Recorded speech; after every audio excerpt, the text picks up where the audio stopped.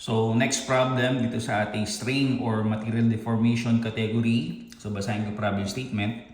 A steel rod of 300 square millimeter cross-sectional area and then length of 150 meters is actually suspended vertically from one end. So it supports a tensile load of 20 kN at the lower end. So kumpletuhin lang natin drawing natin dito. So eventually meron daw siyang load na kayang sustain. So load natin dito is you have 20 kN at the lower end. Now, if the unit mass of steel, so ang tinutukoy natin dito is yung kanya mass density is actually around 7,850 kg per cubic meter.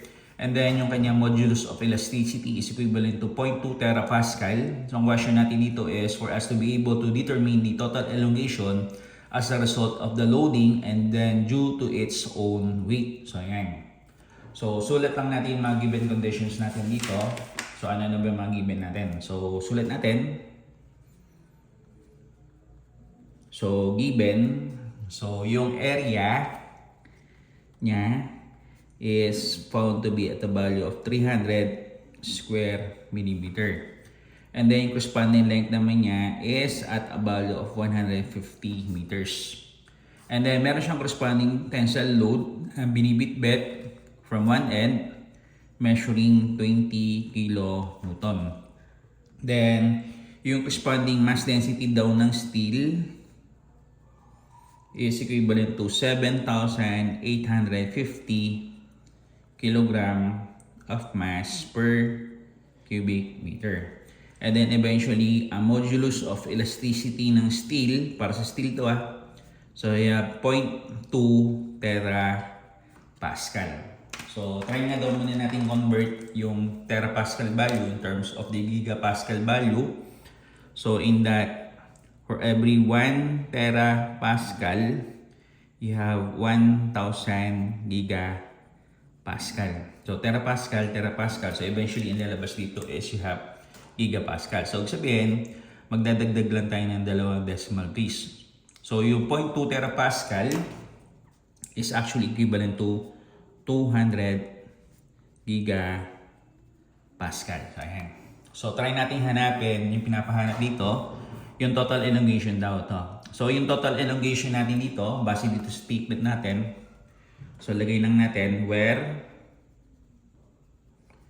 yung total elongation natin is actually caused by around 2 factors. So, deformation due to load. And then last one is yung deformation dahil sa kanyang own weight. And so, sulat natin corresponding formula. So, ang formula natin dito would be FL all over AE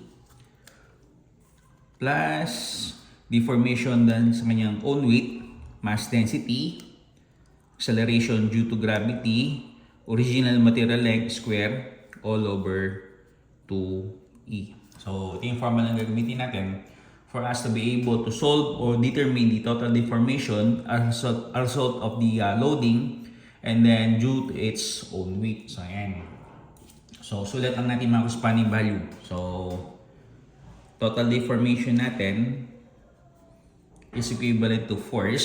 So, yung force natin is you have 20 kN. So, 20 kN. And then, yung corresponding length natin, ang length natin is you have 150 meters. So, multiply by 150 meters all over yung corresponding cross-sectional area. So, cross-sectional area naman natin dito is you have 300 square millimeter. So, 300 square millimeter. And then modulus of elasticity natin is you have 200 gigapascal. So once again, pag sinabi natin gigapascal, ang identity ng gigapascal natin is you have kilonewton per millimeter square. So susulat natin siya as 200 kilonewton per millimeter square. So ayan.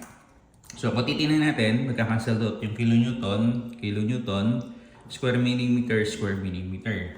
Now, so far, kung titignan natin, ang corresponding unit niya is expressed in terms of the meter. Ngayon, kung deformation lamang din ang pag-usapan natin, tapos ang involved dito is actually metal, hindi masyadong appreciable o masyadong significant yung deformation ng mga metals. So, in that case, kung meter ang lalabas na unit, magiging 0.0 something to or in decimal value. So, much better na ang papalabas natin dito ng unit is, instead na siya is actually in meters, palabasin natin siya in terms of the millimeter. So, paano yun?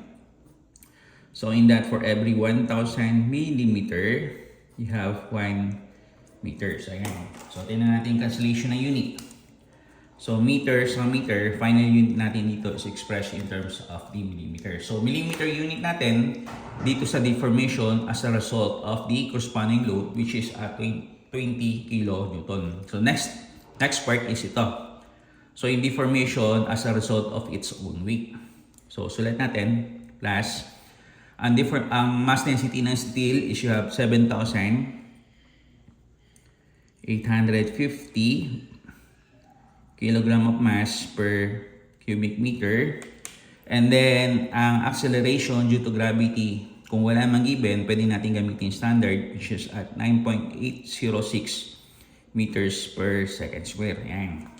Tapos, original material length, which measures 150 meters.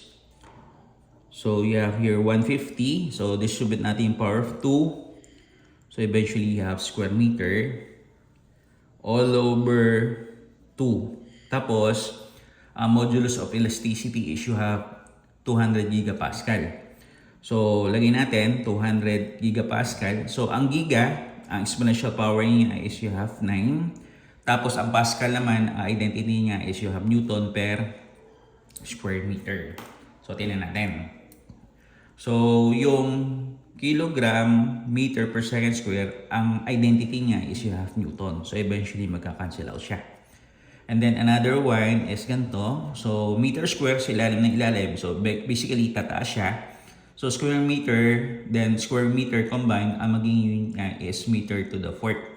So, meter to the fourth all over meter cube. So, matitira sa kanya is actually meter. Diba? So, meron na tayo ngayon ditong meter. Tapos, convert natin once again para ma-combine natin siya. So, lumalabas na for every 1,000 millimeter, you have 1 meter. Yan. So, meter. So, ang final unit natin dito would be expressed in terms of the millimeter. So, since unit natin dito sa side na to is actually in terms of the millimeter, tapos sa side naman ito is also in terms of the millimeter, pwede na natin silang combine.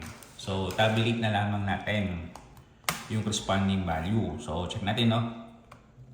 So, you have 20 multiplied by 150 multiplied by 1,000 all over 300 multiplied by 200. So, yung part na to, 50. So, 50 to, no? Plus, yung value dito. So, you have 7,850. 7,850 times 9.806 times 150 square times 1,000 all over 2 times 200 exponent of positive 9. Ayan. So, lalabas na yung total deformation natin dito as a result of the loading and then as a result of its own weight. Ang total value niya is you have 54.33 millimeter. Ayan. So, sulit na lang natin dito. Total deformation due to load and its own weight. So, total deformation natin dito, once again, is equivalent to, you have